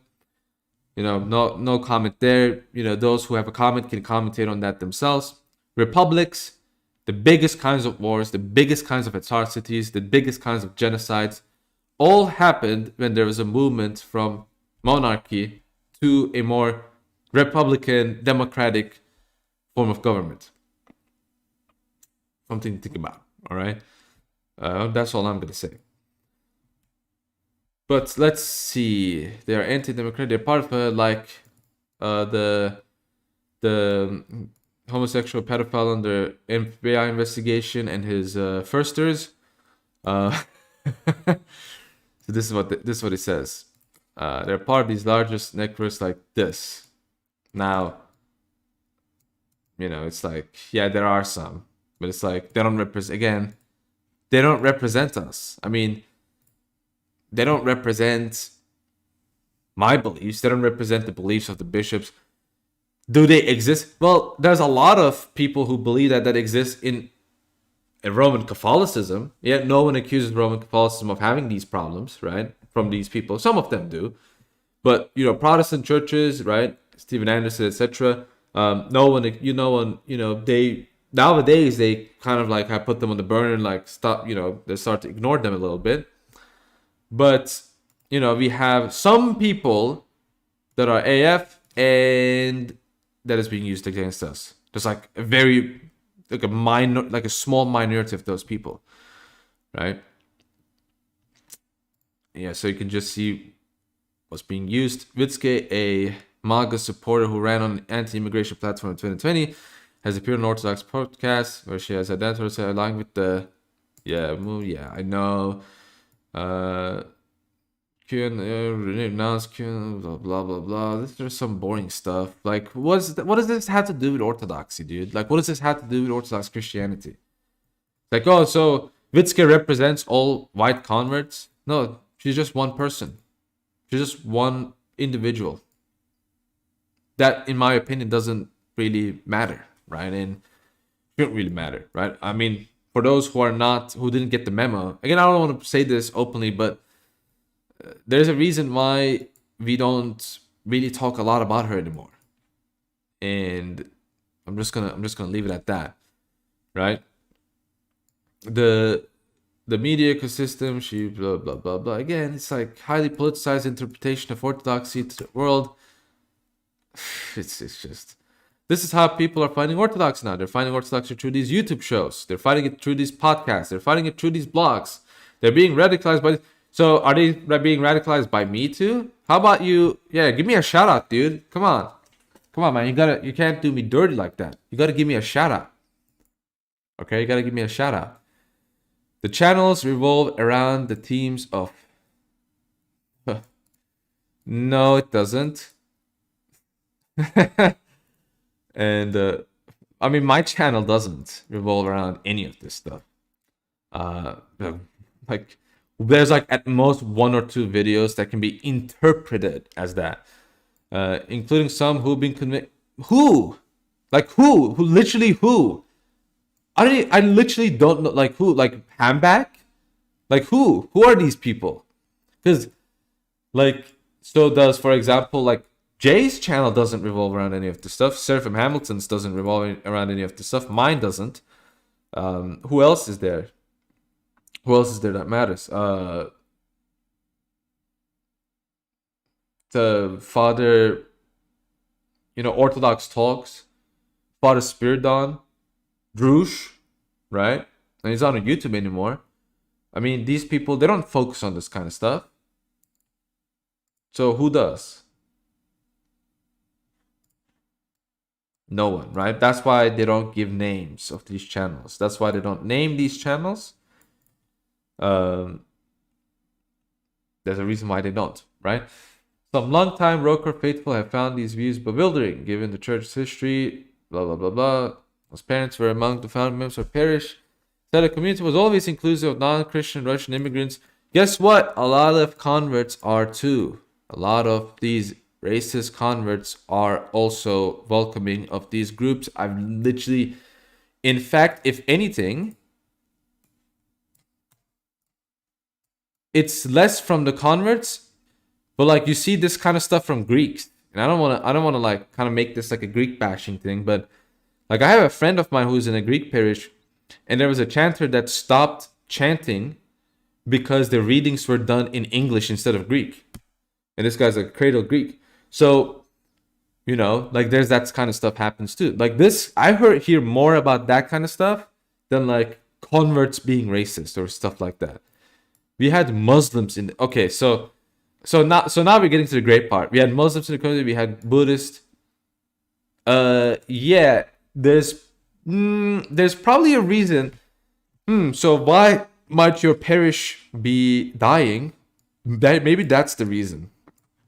Maybe that's it. I mean, look, okay, like this like point about Muslims in the community. Look, my family, like whether they're nominal or like they take it seriously, like it's full of Muslims, right? I visited my relatives, my family, pretty much all of them are Muslim, and some of them are aware that I'm Christian. Did we have any problems with each other? No, right? We got along as normal because you know why?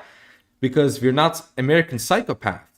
We are human beings that know how to communicate with people and know how to get along with people, right? But you guys are kind of psychopathic and you don't know how to talk with people properly. And so you think that having a normal conversation with a Muslim or a Buddhist is like some like accomplishment. You think it's some accomplishment. You think that it's an accomplishment when you can have a conversation with a Muslim. Like that's like supposed to be like this grand accomplishment. Are you kidding me? That's a normal thing to do. Any normal person can do that easily. Like I hang out with my relatives and we talk about religious stuff. Like he talks about like what they do in Islam. I talk about what we do in Christianity. I give like our view on certain things. You know, like we know how to do that. Like, but it's always the people who obsess about conducting dialogue that actually don't know how to conduct proper dialogue. Instead, they think sacrificing about their faith is like having dialogue, right? Like they think like say, oh, we're like you guys. Like that kind of like sentiment is like they think that's like dialogue. That's like how normal people talk. No. She said that the congregational clergy also welcomed her African American husband when they married. Guess what? One of the people that Swartz hates, Patriarch Prime. Guess what his ethnicity is, right? Like the biggest leader, the radicalizer. He's not even white, dude. Or like, look at me. I'm Turkish. Yeah, I got white skin because I don't go outside in the sun. Just kidding. It's not summer here, so we don't have that. It's not the season yet, right? When the season arrives, I'm gonna be very tanned. But look at me, I'm a Turkish guy. And all of these racist people in the live chat and the comments, do they say anything negative about my ethnicity or anything like that? No, they don't, right? They don't, because this problem is not real. It doesn't exist. It's made up. It's made up. Bunch of false stories. It's outrageous. We accepted refugees, so. Huh. But over time, the children start to encounter racism in the church. In the church. So, by the way, which church? Which church? Is it the church that you established? Are they encountering it there, or are they encountering it elsewhere? Right? You gotta specify that as well. It was drawing you conservative converts. Isn't said she believes tolerance for these views may explain why extremist fits. Blah blah blah blah blah. You know, it's just so basically what they're doing is that they're trying to put pressure on our hierarchs to like, you guys got to talk about this kind of stuff. You guys have to talk. You guys have to talk. You guys have to condemn these people. But again, it's just like, again, they think this is an accomplishment. Like, this is not an, like, newsflash. A white person, or like a person marrying someone of a different ethnicity or race is not an accomplishment. You did not accomplish something great. You did not perform a great virtue by doing that. You just married someone that's of a different race and ethnicity. Okay. Have a nice marriage. Like, what are you like? Like, Americans think that this is like some crazy achievement. It's just absolutely insane, right? Like, oh, and people didn't say anything bad about it. It's like that's so comical. You see more people complaining about that than people actually doing that.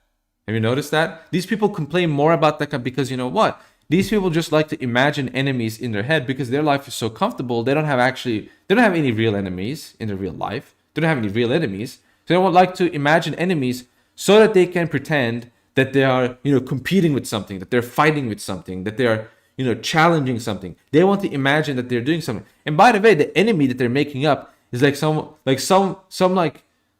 boomer white guy, probably, like, or like some zoomer, like, oh, you race mix, oh, don't like that, like that's what they like that's what makes them mad.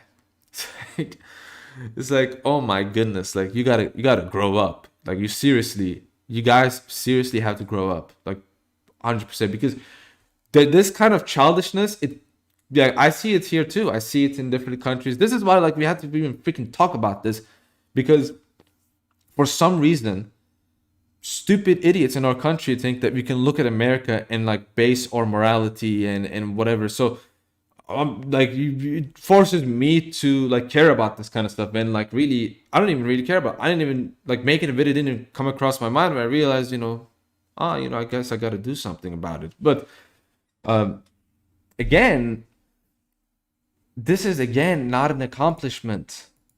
Like treating this as an accomplishment. Like I hope you are still married with your husband. It seems like you are, right? So at that time, so like they're acting as if they're not gonna be welcome. It's so comically dumb, so comically dumb. You don't see this kind of thing anywhere, right? If anything, you see like racist behavior from the cradles, if anything. But I don't even want to say that because again, those are the minority. Those are like the boomers. Those are like the people who don't really take the faith seriously. Those are the people who will say stuff like, "Oh, why did you become Greek Orthodox? Like it's like a Greek thing. Like I only go as someone who doesn't practice the faith. It seems comical, like you see posts on Twitter of people saying stuff like, as someone who doesn't practice the faith, it's comical to me that white people are becoming part of my faith. Well, you don't practice the faith, so you're not part of that faith, first of all. So stop acting as if you are. You're not. Okay, you're being overtaken. Right? The big bad converts are taken over. Just like how St. Paul talked about how Jews were grafted out because they rejected the Messiah. So pretty much the similar kind of thing happening at the very least, right? If you're not going to hold on to it, don't get mad when, the converts take over. Don't get mad when that happens or if that happens.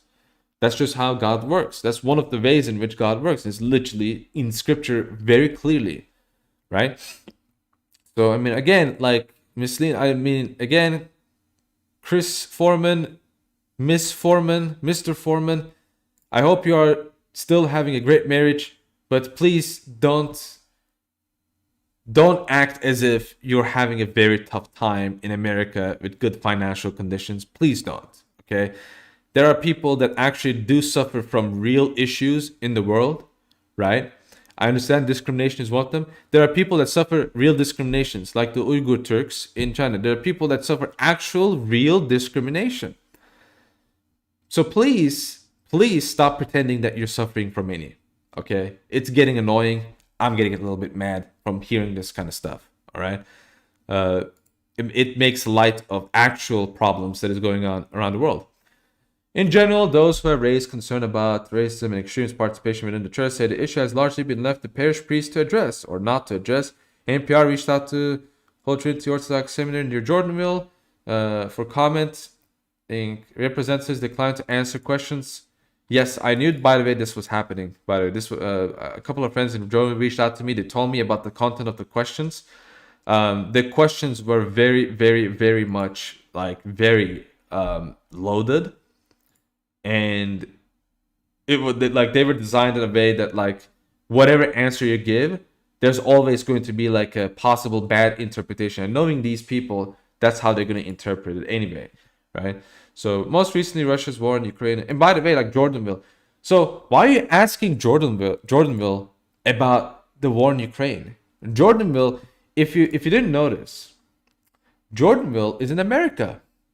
If you didn't notice, it's an Orthodox seminary in America.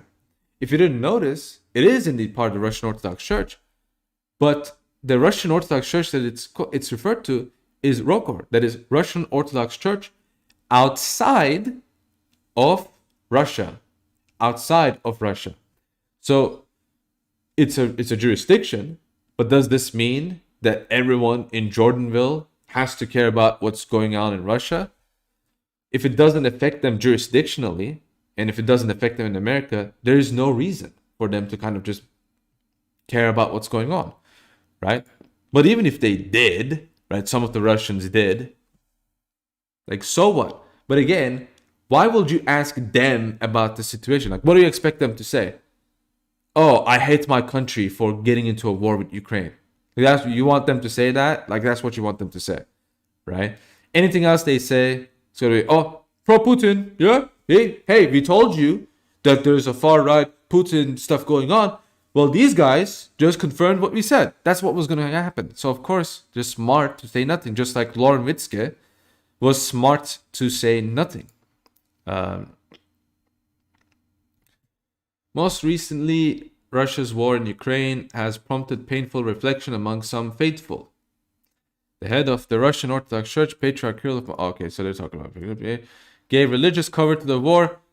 Oh, they claimed that, well, we talked about this in a video, didn't we? We did, so I'm not going to mention that.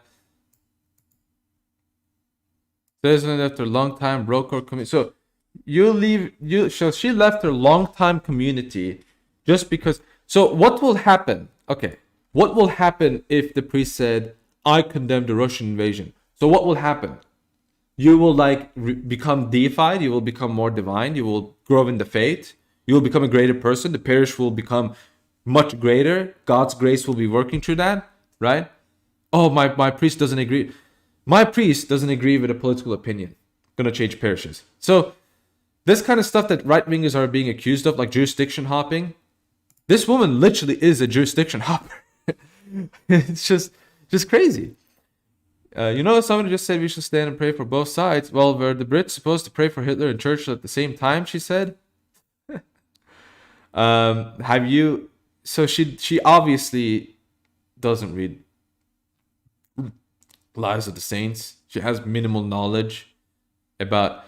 did you know what Christ says about enemies? Do you know what he says about enemies? Anyone in the live chat, can you tell me? You know what Christ tells us about what we should do to our enemies? Does Christ say, condemn your enemies? Curse your enemies, right? Does he say, curse your enemies and destroy them that, despise them that despise you, right? Persecute those that persecute you. Is that what Christ says? No. You know what Christ says? He says this. So, yeah, kind of awkward. If anything, said Sarkisian, the war has exposed just how Putin has used the Russian. Again, no proof for this absolutely blatant claim by a total liberal. It's definitely an arm of self-diplomacy, and Roker is a really important part of that.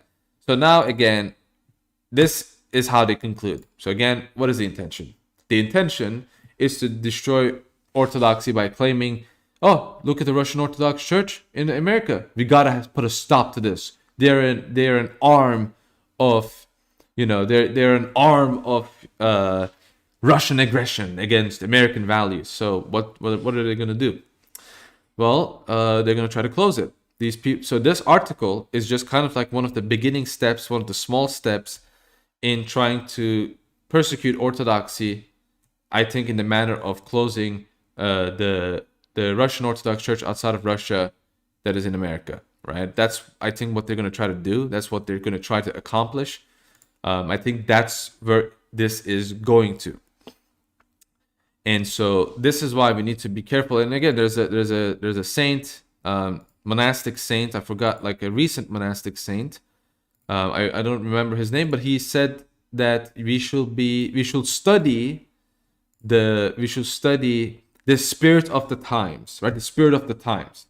What is the spirit of the times? We need to study and understand what is going on with the world right now so that we can understand how the enemy is using these like political things or cultural things to attack the church, right?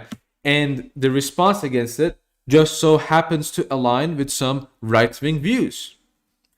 But does that say something about Orthodoxy? Or does it rather say something about you? Maybe you are the problem. Maybe you're the ones who are too left, that those who were left, for example, a couple of years ago, are not right to you, right? Maybe you're the one who's like going to that direction over and over. Or you can also realize and think, well, is a religion really like a political religion, right? Like, so when it's making moral statements about certain things or certain acts, is it doing so because it's a response against being left-wing? Obviously not. These moral acts are decreed in this manner, not because of political reasonings, but because they're either good, because they disobey God's commandments. Right? So we are told not to murder. Therefore, the normal position is to be pro-life. And it just so happens that in America, the right wing is the pro-life side. So, of course, there's going to be people from that camp getting interested in Orthodoxy, right? Like that's obviously going to be the case, right? Or let's say Orthodoxy promotes a traditional, extended family structure based on what some people call gender essentialism, or what normal people called being a normal man and being a normal woman, right? Again, the political ideas, the political party or the group or whatever that happens to align with that view of that traditional Orthodox view happens to be those who are right wing, right? Isn't that crazy? Or it's maybe there is a problem in left wing ideologies itself. Now, I'm not saying being right wing is inherently good, or nor am I saying being left wing even itself is inherently evil. Though I do think that it's unwise at the very least. But I don't think, for example, if you're ignorant about politics and you're kind of like just a social democrat and you're Orthodox and you just don't think about politics too much, I don't think you're, for example, it's not inherently evil, right? But if you're someone who's like shown some kind of competence in that area and you blatantly reject the church teachings on moral issues just to side with your political beliefs, then again, you're the problem. It's not politics. You're just not faithfully following your own religion that you pretend to be a part of. It's as simple as that, right? And if you reject the basic teachings of the church, right, then what stops you from just rejecting any teaching, right? So, for example, I don't like the church teaching on divorce. I don't like it, right? I think it should change, right? I think we should change it and have a different kind of a view.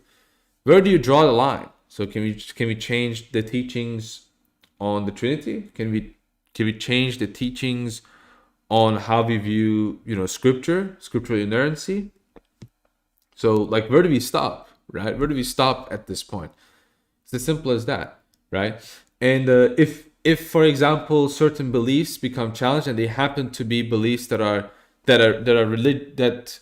religion holds as something moral, that's not that religion being right wing. That's that political view being aligned with that. It's the other way around. It's the absolute other way around. And so the separation of church and state, isn't it interesting? The state becomes hostile to the church, even though the church does nothing, right?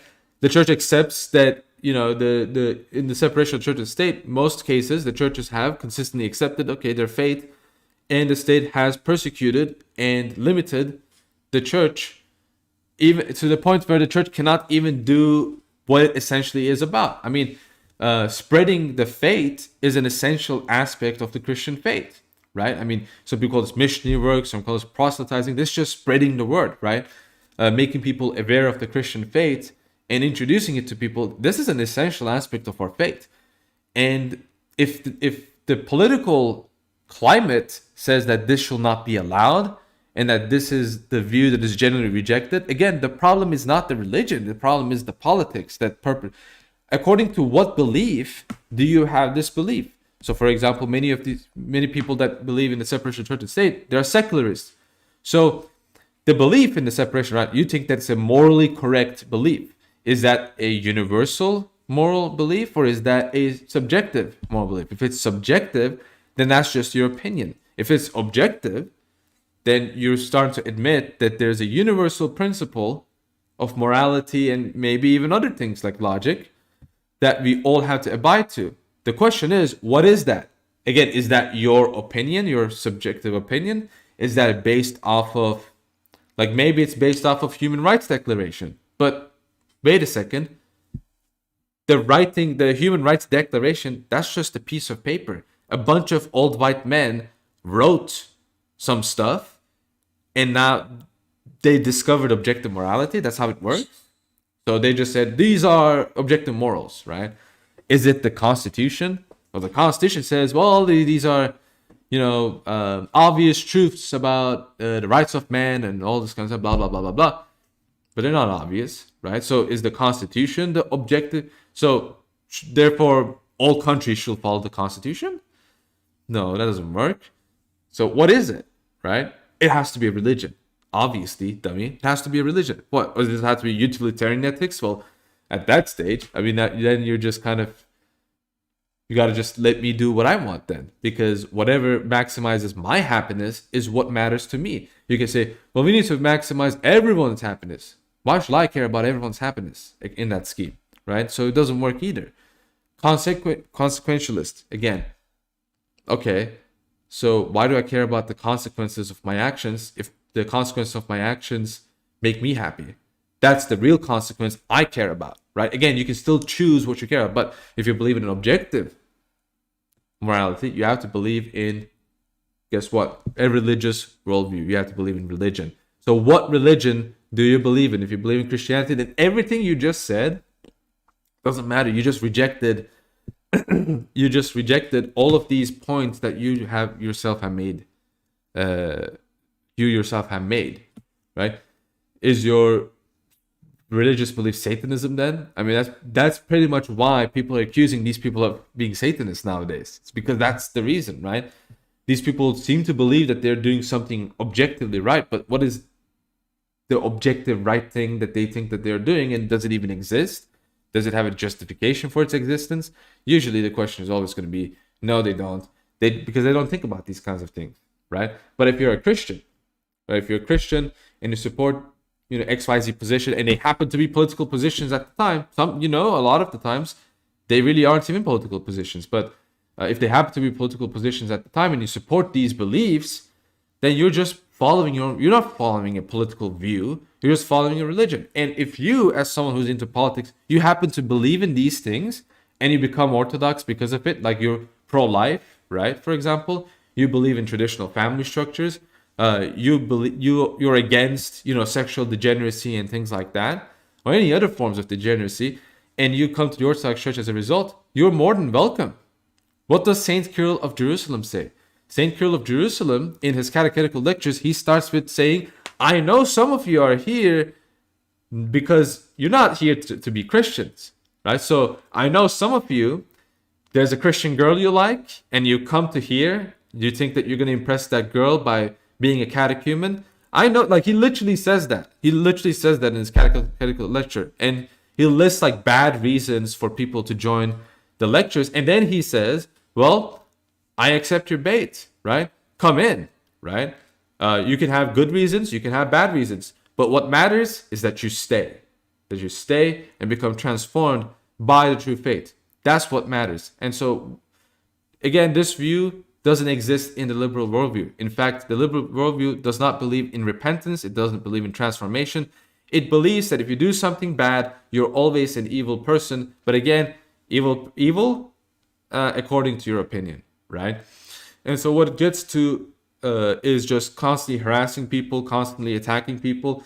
Even when the conservatives call for some kind of universal objective moral principle of, you can't. No, it's evil to pressure people in a society that's supposed to be based on free speech, right? So that's kind of the thing that they say.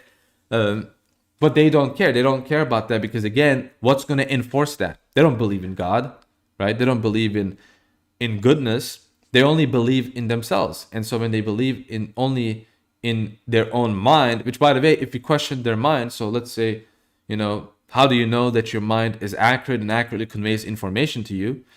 What are you going to use? Your mind? Of course not. But of course, they don't think about this kind of stuff. It's a schizophrenic worldview, right? A lot of these atheist worldviews. So the only thing they believe in is themselves. And so because the only thing they believe in is themselves, the only thing that they desire is power, right? The only thing they desire is what they think is an expression of what they think their personhood and their personality is. I say what they think because sin is only identified with a human being if that human being embraces that sin. But sin is not a natural part of us. God's grace, on the other hand, is natural to us. That's what's natural to us, and that's what we must choose and cooperate with. And that's what I would like to kind of end this 2-hour rant with. I'm kind of sorry if this wasn't as good of a refutation presentation or whatever. I know some people might have question marks about some of the things that I said. Maybe I hope you can at least extend me some grace to kind of say, maybe it's just the wrong way of saying things or something like that if there's something in question. But I'll be looking at the super chats now. I already saw Alex's super chat. Appreciate you, Alex, for the $10. Thank you for financing the theology machine. And then RE book reviews. This article was pretty weak. Thank you for $10. This article was pretty weak and failed at making any convincing arguments. But so many people in the US are whipped into a clueless war frenzy. They will just continue to eat from the media trough. Yeah, that's pretty much what's going to happen. I mean, again, most people that's going to read this stuff, they're just gonna think to themselves, "Oh wow, this is really bad. This must be true because someone wrote an article." I mean, when you kind of break it down, like what did you read in this article? I mean, an Anon article has more citations than this. What did you read from? What is this article about? It's someone that just wrote what they think has happened. They quoted some people that think that are like, I think this is what's happening to Orthodoxy, and they got 3-4 people to say, oh, I don't like some of the stuff that's going on. Then they got someone from a parish that's a jurisdiction hopper. Oh, I don't like this kind of stuff that's going on with the Russia-Ukraine war and blah. That's it. There's no evidence. There's nothing to use that could be used to prove that anything they said was true. This article is cap. It's BS. It's full of lies. And really, that's what most of these articles really amount to. It's just a bunch of lies. It's just a bunch of made-up stories. That's why I don't bother reading these articles. I don't bother reading mainstream articles anymore. Why will I? It's just this guy says this guy says that. Okay, that's it. It's there's a reason why I was kind of unenthusiastic about people talk about Igor Kolomoisky financing the different Ukrainian militias. The reason I was unenthusiastic is because it's kind of the same thing. It's again, there's really no evidence. There's not much evidence. I have to trust in these media corporations. And I can't trust them. Why will I trust them, right? So I think a lot of news, articles, etc., stories, is just fake. It's just blatantly false. And I'm in fact, maybe this is kind of irrelevant, but I'm reading a visual novel, and one of the characters in that visual novel said, half of what's said in the news is fabricated, the other half is boring. And I honestly think that's true. The difference being all of them is false and all of them is boring.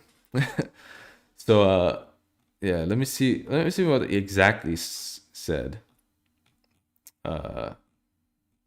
Yeah, have you been watching the news at all? The news, why will I do that? Half of it is fabricated, the rest is just plain boring. It's pretty much, yeah, that's pretty much what news is. So this article again, it's just, I don't know. There's just not a lot I can say about this. But it really shows you a general trend of what's going on, right? So if there's nothing that you got out of this stream, the one thing I want you to get out of it is that the media machine, the demon machine, is really starting to ramp up, slowly ramp up the persecution of Orthodoxy by using the Russia-Ukraine war as an excuse. And as time goes on, and as Russia is not being defeated, they're going to do more and more things, right? And so we have to remain vigilant, and we also have to call out that these people, again, these people writing these things, these people saying these things, remember, these people believe that 5-year-olds should be taught sex education. These people believe that a so-called consenting 10-year-old should be given hormone blockers. This is what these people believe. Remember that. They're all on the same side. They're all on the same side. They believe in these egregious things, literal pedophilic stuff. And I could even go more in detail, but I respect YouTube. I don't want to get censored by YouTube, so I'm gonna kind of keep my mouth shut about this kind of. But this is what these people believe. They believe that you should be destroyed. They believe that your community should be destroyed. They believe that your place of worship should be harassed, right? They want to do all of these things. Just remember that. And bear in mind when someone kind of sympathizes with these groups, don't be smart, because if you kind of show a lot of emotion and a lot of reaction, they're just going to, you know what they're going to think? They're going to assume that or they're going to act as if you're crazy. They're going to portray you as the crazy person, like they can do with me, right? But the thing is, I'm Turkish. I don't care what you do about me. I live in Turkey. Come find me. Oh, come find me, bro. I'm so scared. What are you going to do to me? I don't care what you can do to me. Even if you could get me, I'm not scared, right? I don't care. So, to me, it doesn't matter. But for those who do live in a country, it's kind of crazy because I live in Turkey, and usually the story is like, Turkey is a difficult place for Christians to live in, etc., which historically was true. Today, it's like, I have to warn you to watch yourselves. It's kind of crazy how that works, but I have to warn you to watch yourselves, because the hostility against Christians is becoming much more apparent in the West than it is over in here. Part of the reason is because we're a very small number. We're kind of insignificant in terms of the amount. But not to say that there's obviously pressure against us, etc. I'm not saying there isn't. There's the world that's going on in Turkey in regards to Orthodox, it's a small world, but there are things that happen, right? Things that I'm not going to dive into. But in America, in the West, France, England, this kind of sentiment, anti-Russia sentiment is becoming clear. And this is the reason why, I'm not going to say I'm pro-Russia or not. Even if I was, for example, even if I was really pro-Russia about this war, the number one reason I personally don't really say anything or criticize much is because, first of all, there are people that already criticize so much that I don't need to do it.